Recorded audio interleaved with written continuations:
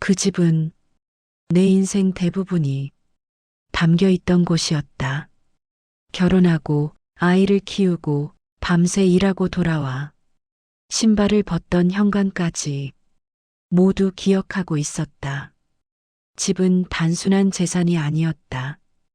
그 안에는 시간이 쌓여 있었고 내가 버텨온 날들이 그대로 남아 있었다. 하지만 나이가 들수록 그 집이 조금씩 부담으로 느껴지기 시작했다. 관리도 쉽지 않았고 혹시라도 무슨 일이 생기면 처리할 자신도 없었다. 그때 자식이 말했다. 명의만 내 앞으로 해두면 나중에 훨씬 편해.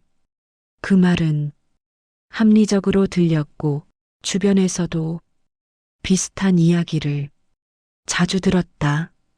어차피 자식 줄 집인데 미리 해두는 게 낫지.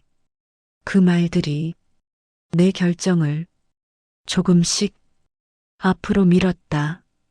나는 오래 고민했다.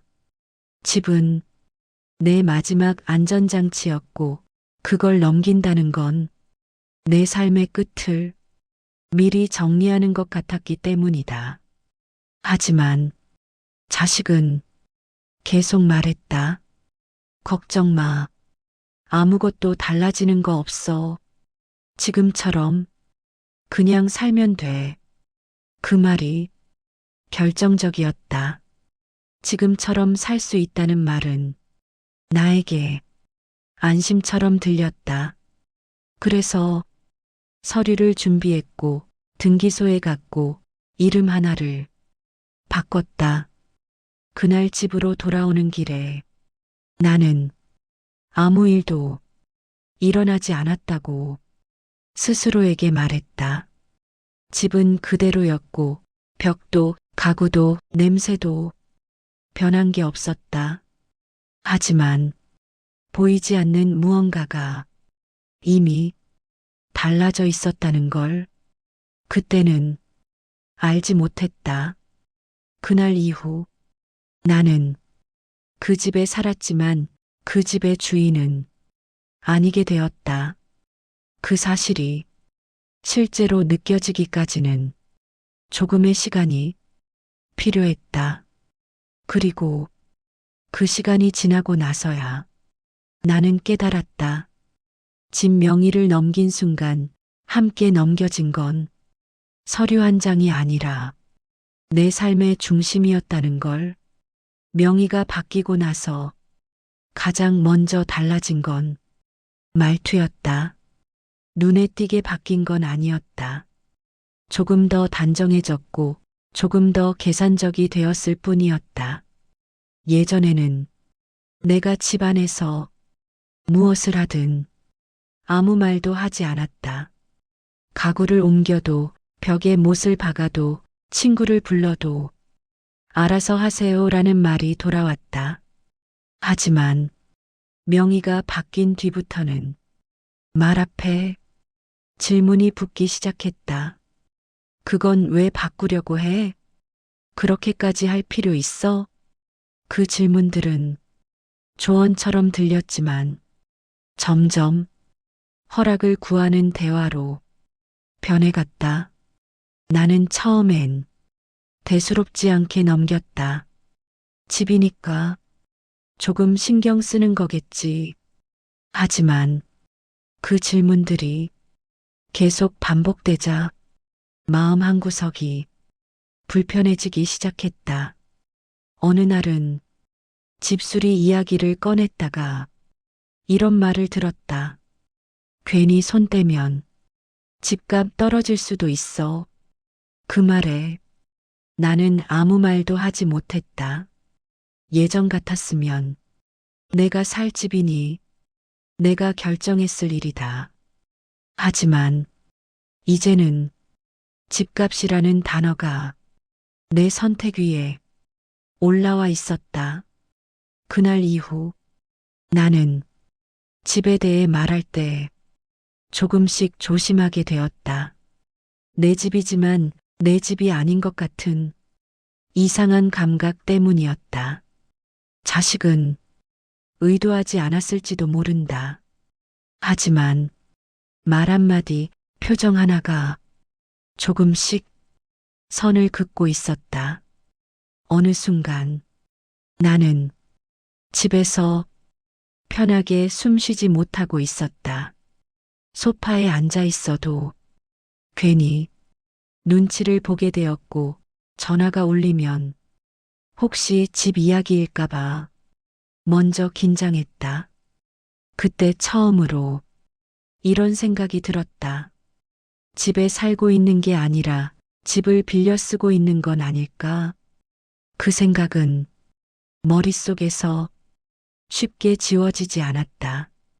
집은 여전히 같은 모습이었지만 그 안에서의 나는 조금씩 작아지고 있었다. 그리고 그 변화가 되돌릴 수 없을지도 모른다는 불안이 조용히 자라나고 있었다. 그날은 집에 대해 아무 의견도 묻지 않았던 날이었다. 자식이 전화를 걸어와 말했다. 이번에 집 보험이랑 관리비 쪽을 조금 정리했어. 나는 잠시 멈칫했다. 그래, 어떻게 바꿨는데? 내 질문에 자식은 짧게 대답했다. 그냥 내가 알아서 했어. 그 말이 이상하게 귀에 남았다. 예전 같았으면 함께 이야기했을 일이다. 보험을 바꾸든 계약을 손보든 최소한 설명은 있었을 것이다. 하지만 이제는 결과만 전해졌다. 나는 더 묻지 않았다. 괜히 사소한 일로 시비 거는 사람처럼 보일까 봐서였다.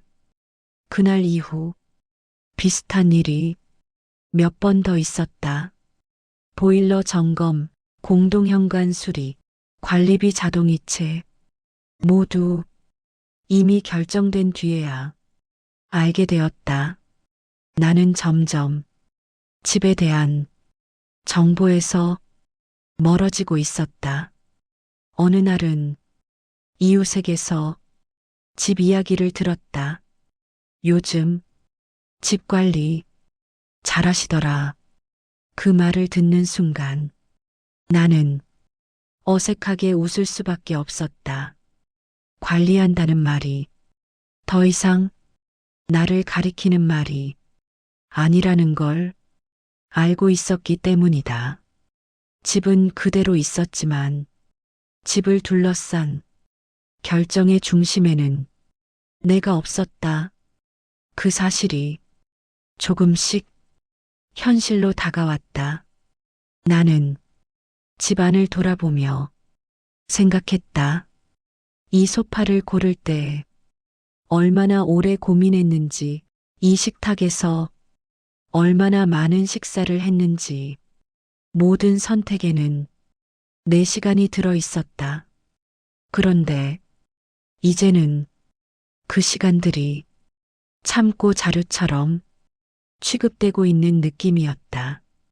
어느 순간 나는 집에 대해 의견을 말하지 않게 되었다. 어차피 결정은 이미 내려질 테니까. 그 침묵이 편해진 순간 나는 깨달았다. 집에서 빠져나간 건 내 명의만이 아니라 내 목소리였다는 걸. 그리고 목소리를 잃은 사람은 어디에 있어도 조용해질 수밖에 없다는 사실을. 그날 밤 불을 끄고 누워 나는 생각했다. 이 집에서 나는 언제까지 이렇게 머물 수 있을까? 그 질문에는 아직 아무도 대답해주지 않았다. 그 말을 들은 건 아무 준비도 하지 않았던 순간이었다. 저녁을 먹고 TV를 보고 있는데 자식에게서 전화가 왔다. 별다른 용건은 아니었다. 날씨 이야기, 몸은 괜찮은지 묻는 말, 아주 평범한 안부였다. 그런데 대화가 끝나갈 즈음 자식이 아무렇지 않게 이렇게 말했다. 그런데 이 집에는 언제까지 계실 생각이세요? 그 질문은 너무 자연스러워서 처음엔 무슨 뜻인지 곧바로 이해하지 못했다. 언제까지라니? 내가 되묻자 자식은 잠시 머뭇거리더니 말을 이었다. 그러니까 나중에는 다른 계획도 생각해야 하지 않나 해서요. 그 말이 끝나자마자 가슴이 철렁 내려앉았다. 계획이라는 단어가 갑자기 이 집에서의 내 시간을 유한한 것으로 만들어버린 느낌이었다. 나는 잠시 말을 잃었다. 이 집에서 언제까지 살 수 있는지 생각해 본 적은 없었다. 그저 여기서 늙어가고 여기서 마무리할 거라고 당연하게 여겼을 뿐이다. 하지만 자식의 질문은 그 당연함을 한순간에 흔들어 놓았다. 아직은 생각 안 해봤다. 내 대답은 조심스러웠고 스스로도 확신이 없었다. 자식은 그 말을 듣고 이렇게 말했다. 미리 생각해 두는 게 좋을 것 같아서요. 그 말은 배려처럼 들렸지만 내 귀에는 통보처럼 들렸다. 그날 이후 집안의 공기가 달라졌다. 아침에 일어나 부엌에 서 있을 때도 소파에 앉아 창밖을 볼 때도 머릿속에는 같은 질문이 계속 맴돌았다. 나는 여기에 언제까지 있을 수 있을까? 그 질문은 집안의 물건들까지 다르게 보이게 만들었다. 벽에 걸린 사진, 오래된 장식장, 손때 묻은 문손잡이까지 모두가 언젠가는 정리될 것처럼 보이기 시작했다. 그날 밤 잠자리에 누워 나는 오래도록 눈을 감지 못했다. 집을 잃는다는 건 단순히 공간을 잃는 게 아니라 내가 살아온 방식 자체를 부정당하는 것 같았기 때문이다. 그 질문 하나로 나는 이 집의 주인이 아니라 머무는 사람이 되어 있었다. 그 말을 처음 들었을 때 나는 장난인 줄 알았다. 집을 조금씩 정리해 보는 건 어때요? 자식의 목소리는 가볍게 들렸고 마치 미루던 일을 꺼내는 것처럼 담담했다. 정리라니? 내가 되묻자 자식은 이미 준비된 말처럼 이어서 말했다. 짐도 많고 나중에 한꺼번에 하면 힘들잖아요. 그 말은 합리적이었고 틀린 말도 아니었다. 하지만 그 속뜻은 금방 느껴졌다. 정리는 짐의 문제가 아니라 이 집에서의 내 시간을 정리하자는 말처럼 들렸기 때문이다. 나는 아무 말도 하지 못했다. 그날 이후 집안을 볼 때마다 마음이 불편해졌다. 어디서부터 정리해야 할지 막막해서가 아니라 무언가를 버리는 순간 이 집과의 연결이 끊어질 것 같았기 때문이다. 옷장을 열어도 쉽게 손이 가지 않았다. 언젠가 입을지도 모른다는 생각보다 이 옷을 버리면 이 집에서의 기억도 함께 사라질 것 같았다. 자식은 며칠 뒤 다시 그 이야기를 꺼냈다. 안 쓰는 것부터 조금씩 해보세요. 그 말에 나는 고개를 끄덕였지만 몸은 전혀 움직이지 않았다. 정리는 나에게 정신적인 준비가 필요한 일이었다. 이 집을 떠날 준비 혹은 이 집에서 주인이 아니라는 사실을 인정하는 준비. 그 어떤 것도 아직 할 수 없었다. 그러던 어느 날 자식이 직접 와서 상자를 들고 왔다. 이거 정리용이에요. 그 상자를 보는 순간 가슴이 꽉 막혔다. 나는 그 상자를 열어보지도 못하고 한참을 서 있었다. 말을 꺼내고 싶었지만 무슨 말을 해야 할지 알 수 없었다. 그저 이 집이 아직은 내 삶의 끝이 아니길 바라는 마음만 가득했다. 그날 밤 상자는 거실 한가운데 놓여 있었다. 불을 끄고 방으로 들어가면서도 나는 계속 그 상자를 돌아봤다. 그 상자는 짐을 담기 위한 것이 아니라 내가 언제든 나갈 수 있는 사람이라는 걸 알려주는 표시처럼 보였기 때문이다. 그날부터 집은 조금씩 낯선 공간이 되어갔다. 그날은 아무 예고도 없이 찾아왔다. 아침에 일어나 거실로 나갔을 때 나는 잠시 발걸음을 멈췄다. 익숙해야 할 공간이 조금 달라 보였기 때문이다.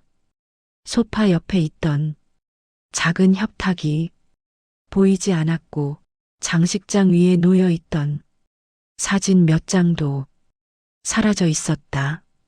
처음엔 내가 잘못 본 줄 알았다. 잠이 덜 깬 탓이라고 스스로를 설득하려 했다.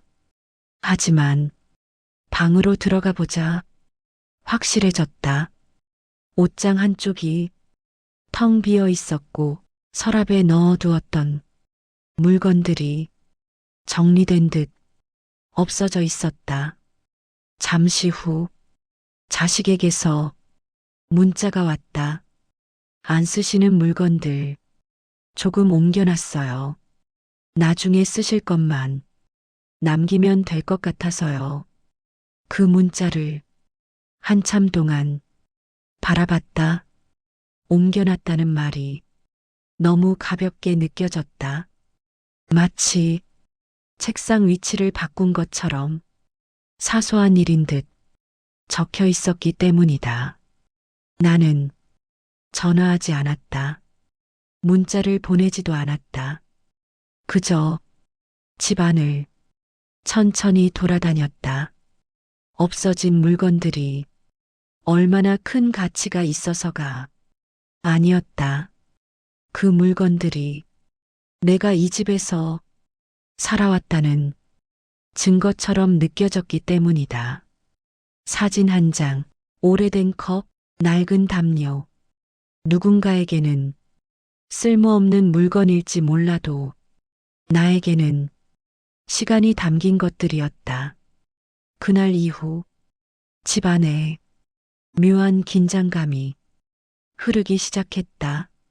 물건을 하나 집을 때마다 이게 여기에 있어도 되는 건지 생각하게 되었고 어디까지가 내 공간인지 헷갈리기 시작했다. 나는 점점 물건을 조심스럽게 다루게 되었다.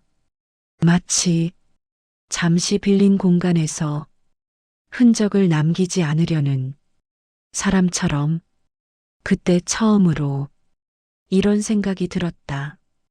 이 집에서 나를 밀어내는 건 사람이 아니라 과정일지도 모른다. 한 번에 내쫓는 게 아니라 조금씩 자리를 비우게 만드는 것. 그 방식이 더 조용하고 더 아프다는 걸 그날 알게 되었다. 저녁이 되자 집안은 이전보다 조금 더 넓어 보였다. 물건이 줄어서가 아니라 내 자리가 줄어든 것 같았기 때문이다. 그날 밤 나는 불을 끄고 오래도록 천장을 바라봤다. 이 집에서 나는 얼마나 더 남아있을 수 있을지 아무도 말해주지 않았지만 이미 답은 조금씩 정해지고 있는 것처럼 느껴졌다. 그 말은 정확히 그렇게 나오지는 않았다. 하지만 의미는 분명했다. 이제는 집을 조금 다르게 생각해야 할 것 같아요. 자식은 조심스러운 말투로 그렇게 말했다. 마치 상대를 배려하고 있다는 듯 속도를 늦추고 단어를 고르는 모습이었다. 나는 그 말의 끝을 기다렸다. 다르게라니? 내 질문에 자식은 잠시 숨을 고르고 말을 이었다. 여기는 제가 관리하는 집이니까 앞으로 계획도 제가 세워야 할 것 같아요. 그 순간 머릿속이 하얘졌다. 관리한다는 말, 계획을 세운다는 말, 모두 이미 여러 번 들어왔던 단어들이었다. 하지만 그날은 그 말들이 처음으로 하나의 문장으로 이어졌다. 이 집은 이제 내 집이 아니다. 그 말을 직접 듣지 않았는데도 나는 분명히 들었다. 한동안 아무 말도 하지 못했다. 말을 꺼내는 순간 돌아올 답이 이미 정해져 있을 것 같았기 때문이다. 자식은 그 침묵을 오해했는지 이렇게 덧붙였다.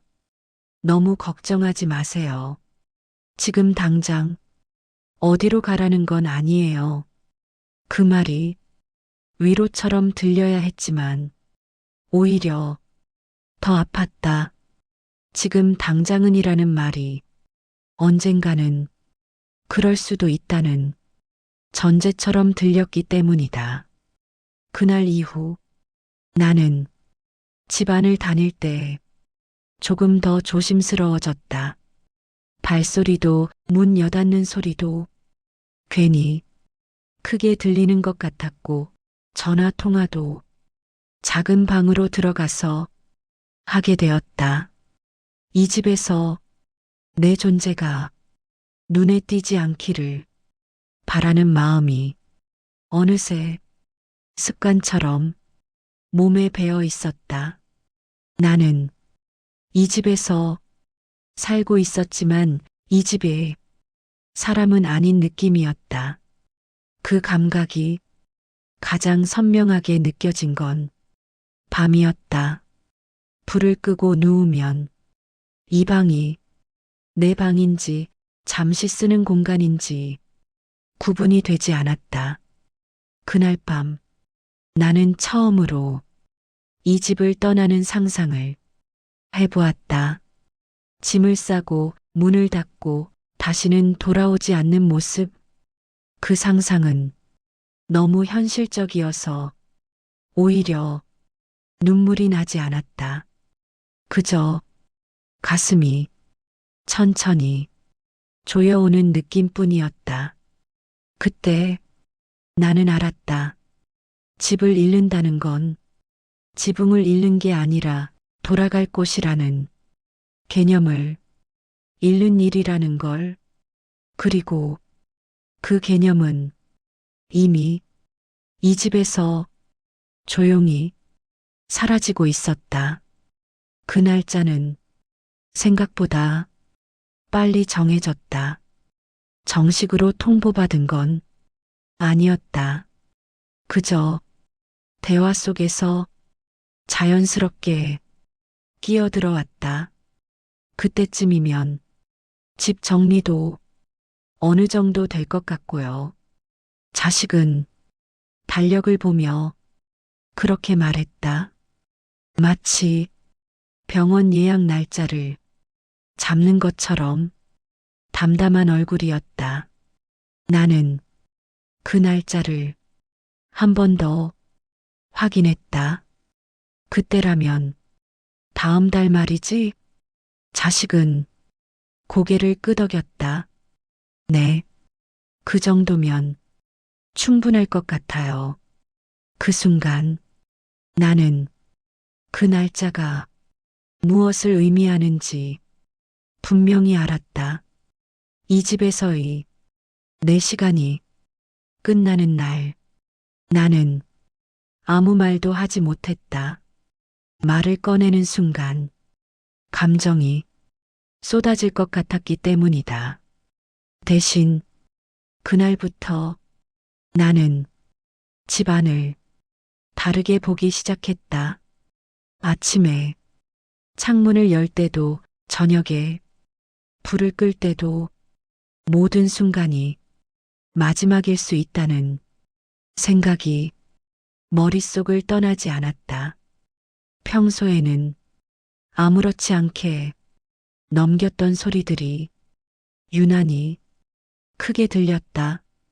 현관문 닫히는 소리, 보일러 돌아가는 소리, 시계 초침 소리까지 모두가 이 집에서의 시간을 카운트하고 있는 것처럼 느껴졌다. 나는 조금씩 짐을 싸기 시작했다. 하지만 상자에 넣을 수 있는 건 생각보다 적었다. 물건은 많았지만 가져갈 수 있는 건 한정돼 있었다. 사진 몇 장, 옷 몇 벌, 그리고 손에 익은 물건들만. 그 과정에서 나는 자주 손을 멈췄다. 이 물건을 가져가야 할지, 놓고 가야 할지 결정하는 일이 생각보다 힘들었기 때문이다. 무언가를 상자에 넣는다는 건 이 집과의 연결을 하나씩 끊어내는 것처럼 느껴졌다. 밤이 되면 짐을 싸다 말고 소파에 앉아 한참을 가만히 있곤 했다. 이 집에서 마지막으로 이렇게 앉아 있을 날이 얼마 남지 않았다는 생각이 머리를 떠나지 않았다. 그 날짜는 달력 위에 조용히 적혀 있었지만 내 마음속에서는 이미 크게 울리고 있었다. 그날 밤은 이상하게도 잠이 오지 않았다. 이 집에서 마지막으로 잠들게 될 밤이라는 생각이 머릿속을 떠나지 않았기 때문이다. 불을 끄고 누웠지만 눈을 감을 수 없었다. 어둠 속에서도 이 방의 모습이 또렷하게 떠올랐다. 천장의 작은 얼룩, 벽지의 주름, 창문 틈으로 들어오는 희미한 불빛까지 모두가 오래전부터 함께해온 것들이었다. 나는 자리에서 일어나 집 안을 천천히 걸었다. 불을 켜지 않고도 어디에 무엇이 있는지 알고 있었다. 몸이 먼저 기억하고 있었기 때문이다. 부엌에 서서 싱크대를 한번 쓸어보았다. 이곳에서 얼마나 많은 밥을 했는지 헤아릴 수 없었다. 거실로 나와 소파에 잠시 앉았다. 아무 소리도 나지 않았지만 이 집에는 여전히 나의 시간이 가득 남아있는 것 같았다. 나는 마지막으로 방 안의 창문을 열었다. 밤 공기가 조용히 들어왔다. 이 집에서 마지막으로 들이마시는 공기라는 생각에 괜히 숨을 깊게 들이켰다. 그 순간 눈물이 날 것 같았지만 끝내 울지는 않았다. 이미 너무 많은 날을 참아왔기 때문이다. 나는 이 집을 원망하지 않았다. 집은 아무 잘못이 없었다. 다만 이 집을 둘러싼 선택들이 이렇게 나를 밖으로 밀어냈을 뿐이었다. 침대로 돌아와 가만히 누웠다. 이불의 무게와 몸에 닿는 감촉을 하나하나 느끼려 했다. 혹시라도 내 기억에서 흐려질까봐. 그날 밤 나는 거의 잠들지 못했다. 눈을 감았다 뜨기를 반복하며 이 집에서의 시간을 조용히 정리하고 있었다. 그리고 새벽이 조금씩 밝아올 무렵 나는 마음속으로 이렇게 말했다. 이 집에서 나는 충분히 살았다. 그 말은 체념이 아니라 스스로에게 건네는 작은 위로였다. 집을 나서는 날은 생각보다 조용했다.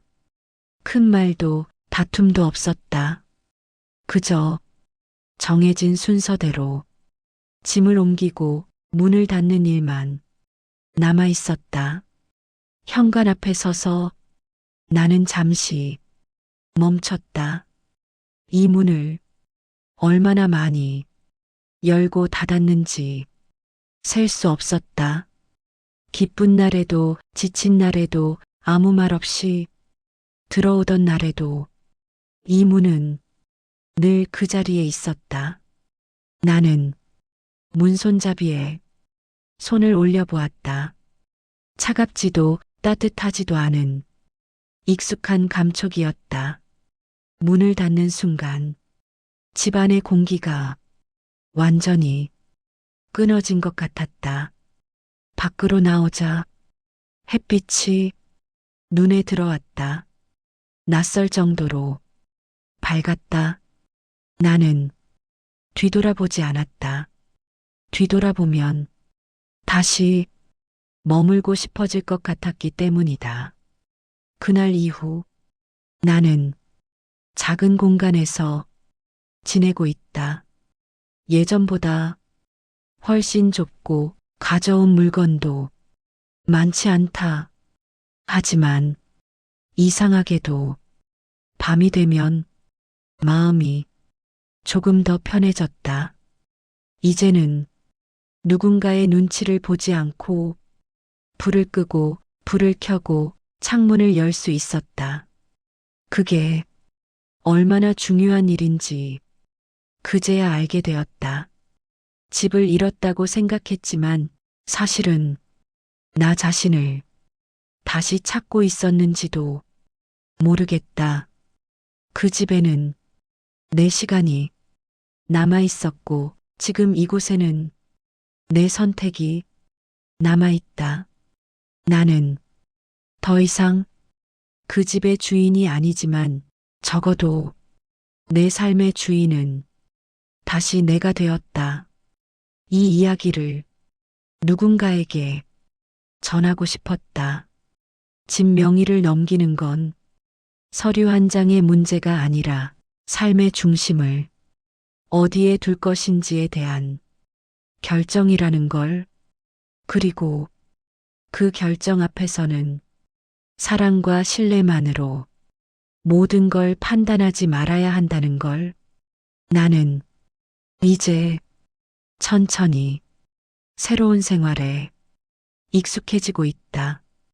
늦은 선택이었지만 완전히 잘못된 선택은 아니었기를 바라면서